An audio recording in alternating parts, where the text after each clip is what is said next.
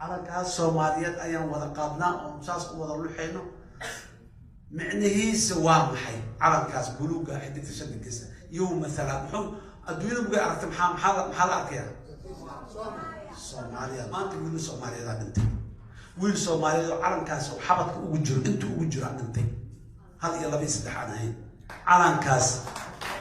بابوك أو كتاري هاي تولدي أو تجسوري أو كتاري مركا مع وسريد معنا بدن فرديان وحرياشي ما أنت واي بريد بوليس كي دجان كواي إن شاء الله أبيض وكينا أفك المح هنقرض هذا ده جاري لا نويم ومدة يكون وراء وطن نظام الشرعي يكرر دمبين يكجرت ديمقراطية يكجرت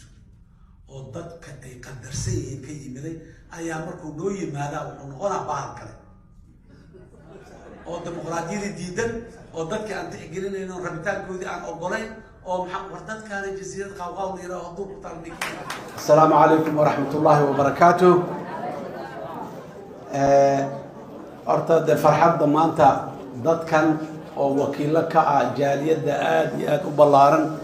يوروب دجنودن مالها مركان تبغى مقالوين كان مدار كان تبغى جالية دودة أيان أنت بدن يان أركي جريه ما أنت جالية غاربنا إسقطت مذي وحادي آد وين وايه وأنا إذن مهد علينا يا أنت كدبنا وحان ربا عطش إنسان يا محبة يا كالقعل وضته لإيجا جارسيو دمان جالية ده أتكت مادين الدلالك أتكت مادين كل نور آدي هالإيجو سلامه فرينتا سوديتين فرينتا يدي سوديبين نواب دومي وادجيستي قوني يس جماعة أنت بوا وضع كلنا أنت بدن إنك صدت كودن أنا وده هي الفرصة أنا سوى دارنا أنت أن فرصة سوينا نواقع عذر دارنا يا مرة كلو بدن أيان إسانك دونا هدي قال لي يراد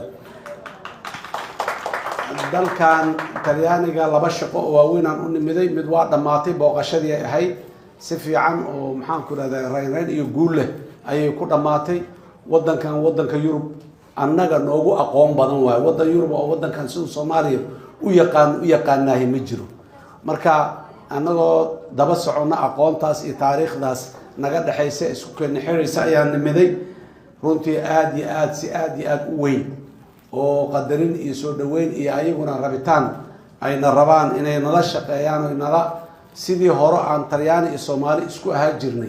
إن ندب قلنا أي ربان أي كم مغضي مدعوينا على رسول بالله ورئيس الوزراء ووزير ذاك الدول قاع ستدو ذا يوحجرت كأنتبه مالك الدول رجع عن قرناي مدة سدح لما الموضوع هيدا بوقشان أي سعتي إذا ديرت في عن الرجع في عن أي كم مغض بل كان ترياني أنا مشاريع دي يوم حنكون هذا أما قوة دولة أما قوة جناعسي الدلك أن كلها هين الدلك أي كلها هين دلك لا يوروب أو كلها هاي مجرم مركا وحان ربا وحان رجينا إن لا سيدي هراء يسلم مذي يعني أصور نقرنه والعلاقات كين إستحقال كين وسيد أنهم جامعة ومد الصومالية والأكتهين برجي الله نحرس محمد سيد بالرأي مركا هذا الجامعة وحير وحلو التريان محا نوغو كنتي وحبا دلنيرو اسكا تقانا يالو ويدي دلنيرو بدن الصومالي أنا أقوم iyo luqadda isaga qaldan luqad waa luqad cilmi ma aha laakiin cilmigu waa barasho leeyahay luqad mid markasta baran kartaa laakiin muxuu ahay cilmiga markasta ma baran kartid marka wuxuu yiri waagi midowga Sofiyeeti uu jiray ahayd حتى مدوق السوفيتيان ويديسنا جامعة يلا أنا بسنة هنا هنلاقي كلمة وكوينو ده ذلك كلية أسوء استاج إنها كلمة ترياني هاي وانا أقولين جامعة دي أمد الصوماليات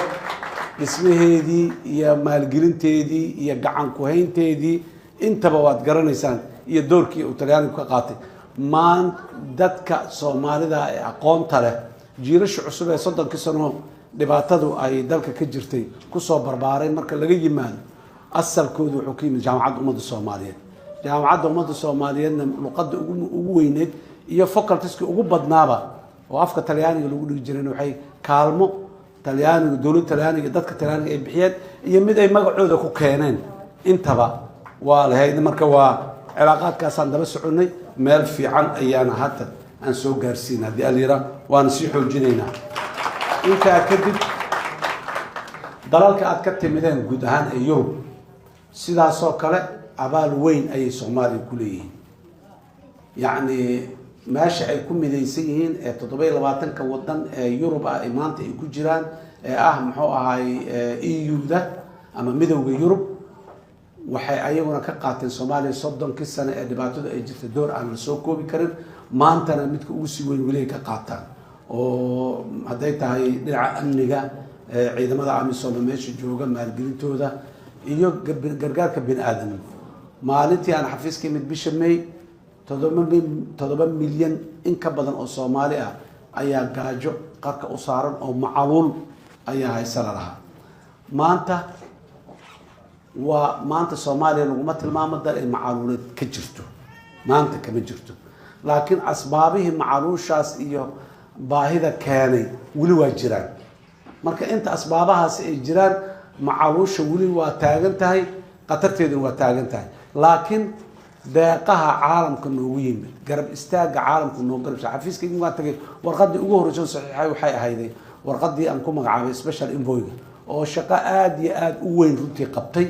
caalamka oo dhan ku soo jeediyay Soomaaliya inay dib u soo eegaan ayaa keentay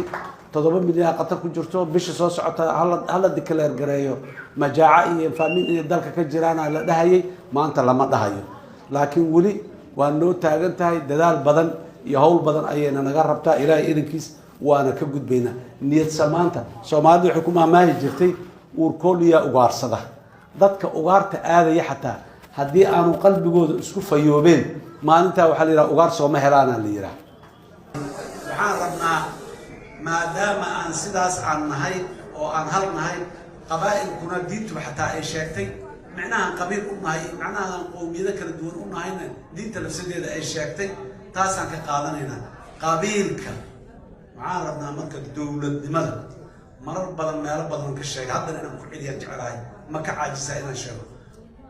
دولة ومحان دولة قربنا سيدا نبات وبعده أدون كتبه دولة دماء محي قربان إن أنا رحت إسلف فهم من أسلوب نهاية وماذا أدون كإلهي أبوري وكل دوين وكلا نوع وكلا دقن وكلا دنع والبين كلا ليه هذا الدولة إذا يشاء وكسمين وما تكسر الدولة إذا يرتين عشرة ربطة محي ربطة فكر كالدولة لماذا مركز سيج جبيوا بديع لكن لبعنا وما متأ أو إسر أهان متأ أو دين أهان متأ أو أف أهان متأ واقعي oo dal iyo deegaan loo yaqaano oo ay leedahay degan waa mid waa qayb umad isku timiday oo deegaan aanay asalkoodii lahayn isugu yimiday oo aan isku isir ahayn isku luqad aan ahayn isku diin aan ahayn laakiin mowqica juqraafiga isugu yimido isla joogo na waa mid kale labadaas horta loo kala qaybsadaa adduunyada kuwaana qaybaha ka sii farcama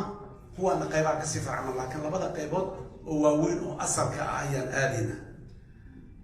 kuwa isku isirka ah isku diinta ah isku afka ah isku taariikhda ah waa sida annagoo kale Soomaali waa sida Jarmalka oo kale waa sida Japan oo kale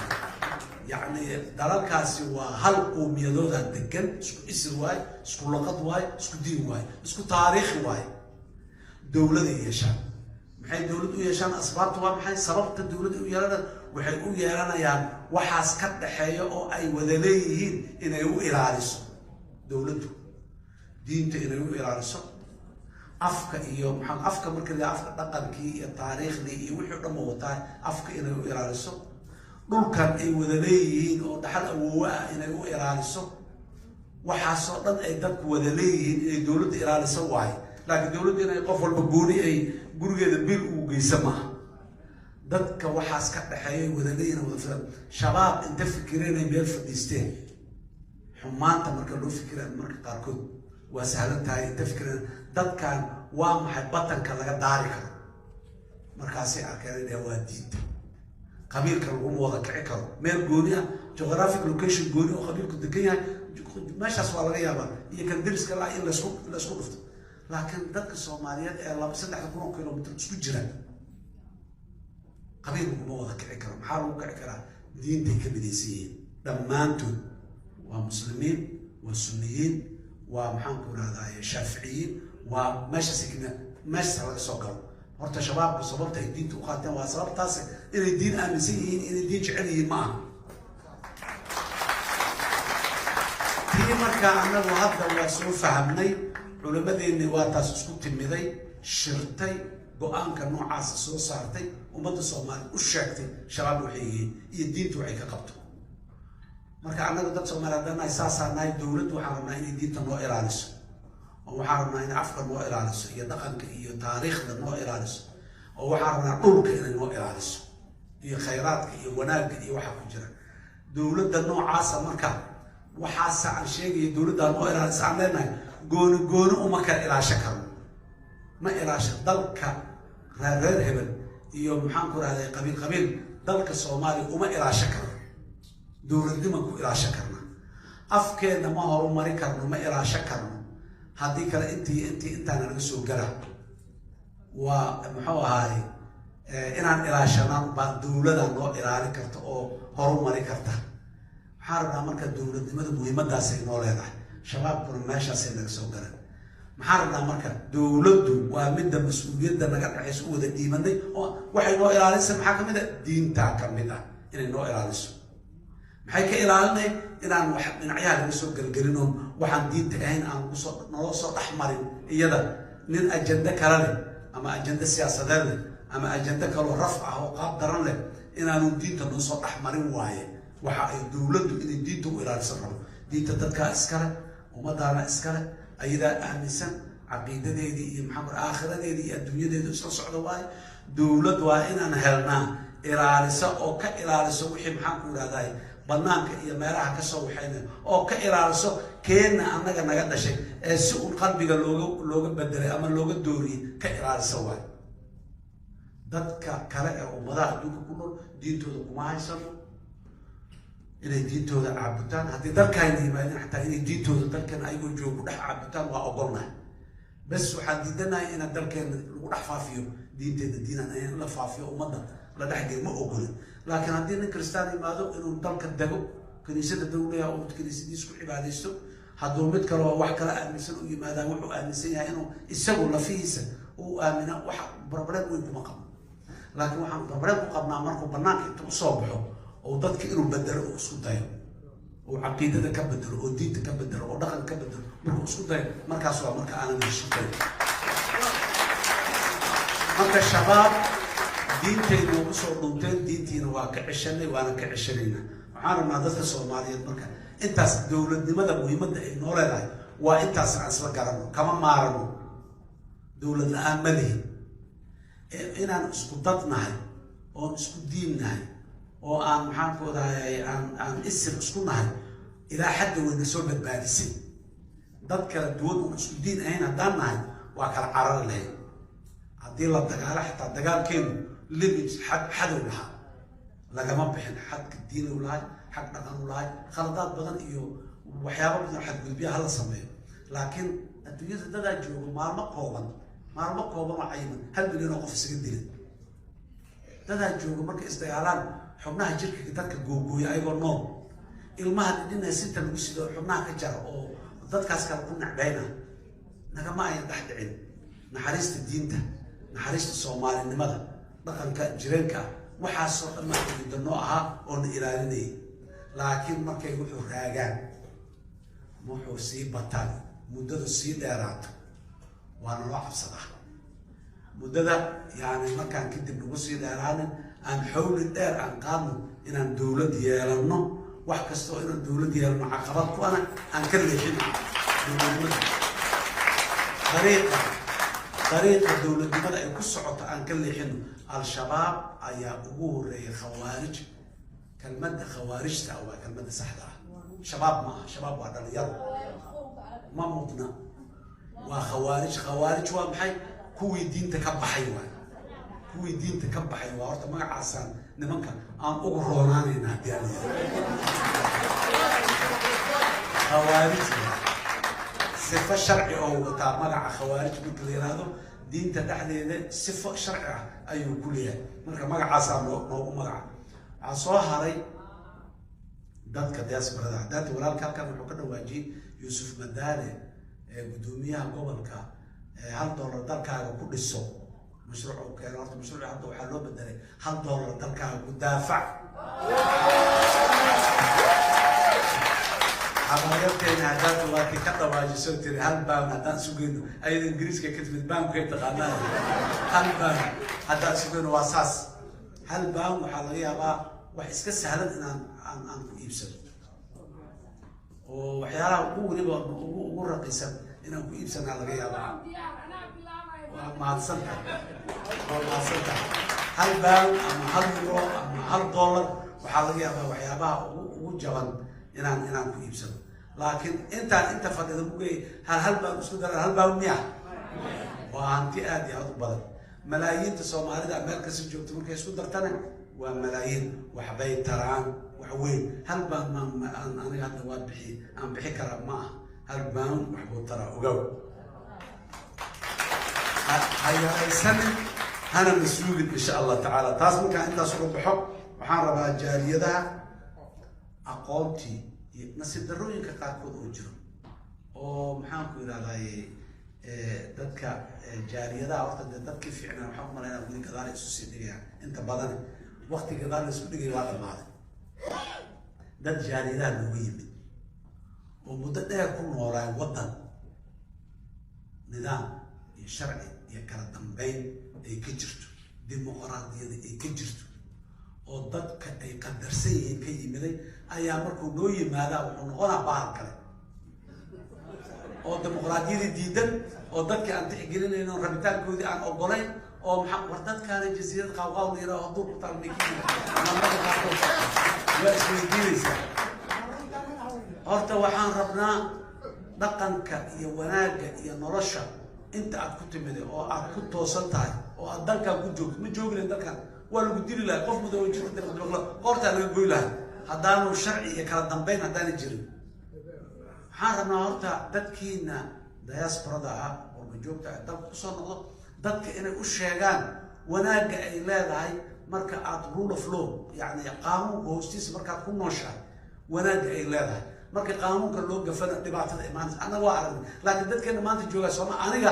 iyo inta ilaahay cimri uu siiyey oo aniga ila da'daa waa xasuustaan wixii dhacay waa soo dhex taagnay waa joogno waa wax mar walba na gubaayo oo aan inaan si uun inaan uga baxno uga gudubna aragno laakiin dhalinyarada 32 jirka 33 jirka 40 jirka xataa aan dhaho wixii Soomaaliya ka dhacay ma oga ma xasuustaan ma arkin uma soo joogin laakiin in badan oo kamid ah waxay ku soo koreen ama ka yimideen dalalka Europe iyo North America iyo meelo la mid ah ka yimaadeen oo nidaam iyo sharci iyo kala dambeyn iyo xuquuqda muwaadinka uu leeyahay iyo waajibaadka muwaadinka lagu leeyahay garanayo macnaha uu leeyahay garanayo calankaas Soomaaliyeed ayaan wada qaadnaa oo saas u wada luxayno micnihiisa waa maxay calankaas buluuga xidigta shadkiisa iyo mesela muxuu adduunyada uga aragtay maxaa la arkayaa Soomaaliya la arkaa adduunyada baadiyaha markaan joogno xoolaha sumaday nooleeyeen Soomaha hangoolka iyo maxaan ku rahaa taakada iyo Canada waa idamada miinka markaan aragno waawga ku yaalo waa naqaana waa neefka reer hebel lana Soomaha adduunyada sumadaha samaysatay Kenya waa kaasa sumadeedu waa taas qof ka soo aragtay waxay leedahay guri oo kala loo yahay dadku waxay meeshan safarka Soomaaliya degan adduunyada buga taagan calanka hebel oo kankii Soomaalida waay calankaas horta inaan nidaamka ixtiraamka u leeyahay oo dhulka in la dhigaan ka dhowr dhulka inaan ka dhowrno waay oo cabud ilmaheena inaan barno calankaas marada buluuga ah ka samaysan cirka u eg qiimaha inuu fudud meeqaa u dhimatay kasoo bilaaw waagi xurriyadda la raadinay ilaa ku soo ekay hadda bariga meesha ka joognaa maanta wiil Soomaaliyeed dhintay wiil Soomaaliyeed calankaas oo xabadka ugu jiro intuu ugu jiro dhintay هذا يلا بيسدح عنهين على كاس بابوك أو وقت كتاريه هاي تولدي أو تجسوري أو كتاريه أو كسيبيه محمد قرآن كي مدوبايا شباب أي لهاي كسيبيه أو كسوريه أو أصوّ ودوساس الأردي يا مان تاب إبنته قيمة أفضل بالأب أنا جنا إن كم سؤال ويل كيركا قبل يرتا دشان تأكل الصومالي أنا أقول إلا بارو أولي رام كاس مجد ها بدرك لكن كان واكيني أن كان نمدي برينا أدي أكون نقدم تتكون وحن أدي أدوات كينا أفك المح هنقول الدجاج صلاة بدون بتوجد كل هاي وحنقول كراع أصلا ما نسوي ودك صلاة أفك الصومالي الماء نقول كراع حبض وأبار مريم وعمان كامل أفك دواي هؤلاء مريم أفك بس دواي identity سواي قفكاس صومالي لماذا يكون طيب عرورتها الوددان أفك إن لبارو هلا قشري دولة دينو ستيج مالي سو قاري دون تعمرنا إن شاء الله أي مركز كالترال التنجيم يجوا سكول لفرو أو عرورت سبتي أحد الله كير أو مباراة كير waxaan hadda ku bilownay oo mar dhow aan furi rabnaa la diyaargareeyoha meesha la yiraahdo Minnesota oo muxuu ahay Mareykanka ku taalo laakiin magaalo kasta oo Soomaalidu ay joogaan oo ay ku badan yihiin oo caruur ay joogto insha Allah maalin ay imaanayso iskuulka ka wada furmo kulli hadii alla yiraahdo taas intaas markaan ka imaado dalkii guud ahaan waa fiican yahay dadkeena waa fiican yihiin niyadoodu waa san tahay ayaga u istaagay muxuu ahay al-shabaab ayaga deegaanada ka kiciyay al-shabaab ayaga dawladda iyo ciidamada garab taagan tilmaamaya oo waxana al-shabaab unugyo yar oo 10 iyo 5 iyo 20 u socod jireen deegaanka meesha yaraan jireen waa ka boosteen uma soco karaan maanta 5 iyo 10 iyo uma socon karaan maanta waxa u diidayna waxa waaye macuusley waaye markii ay isku tagaan oo ay jamaaca noqdaan ay baabuur iyo ciidan farbadan noqdaanna kor cirka laga arkaa markaas dagaal lagu qaadaa marka macuusleydu macna badan ku fadhiyaan waa xoreeyayaashii maanta waaye berida booliiskii deegaanka waaye insha Allah booliiskii deegaanka oo sharciga iyo kala dambeynta hay lahay waaye ilaahay idinkiis marka وغوريسنينا وانا غوريسني انت نو دمان waxaan u baahanahay garab istaageena waa ognahay Soomaaliya wax badan dadkiina dibadda jooga kaalmadooda ayaa qoysas badan ku soo badbaadeen caruur badan ay wax ku barteen oo ay jaamacad uga baxeen kaalmada aad adigu geysateen waxaan rabnaa maanta halkaas inaad ka sii wadaan oo aad maxaan ku yiraahdaa dalkii iyo deegaankii iyo dawladnimadii intaba aad maxaan ku raadin sidii aad hor u garab taagnayd u garab istaagtaan waana guulaysanayna hadii aad ayaa u mahadsantihiin alladii salaam jaamiyadaha meel kasta ay joogaan ka timaadeen aad u mahadsantihiin wassalaamu calaykum waraxmatullaahi wabarakaatuh wa mahadsantihiin